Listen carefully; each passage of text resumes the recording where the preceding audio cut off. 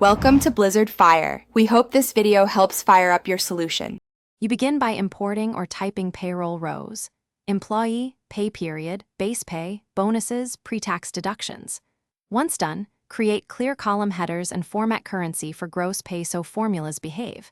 Make a dedicated tax rates table in a side range to avoid hard-coded numbers. This helps when rates change. Then create a named range for rates and save a copy. This sets a reproducible foundation and prevents formula breakage later. You now compute deductions and net pay. First, calculate each component: federal, state, social contributions using your tax rates table with VLOOKUP or index/match.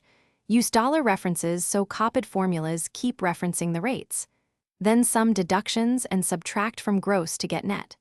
Once formulas are validated on a sample row, fill down across the payroll. Also add conditional formatting to highlight negative nets or missing ID so you catch data entry errors quickly. You finish by summarizing and auditing. Build a pivot table for totals by department and pay period to spot anomalies, and export a payroll journal for accounting reconciliation. Once reports match, protect sheets and lock critical cells to avoid accidental edits.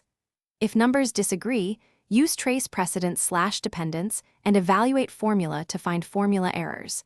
Check for hidden rows or different rounding. Make sure to save a dated backup after reconciliation so you can revert if needed. Thanks for watching. If you found this helpful, don't forget to like and subscribe.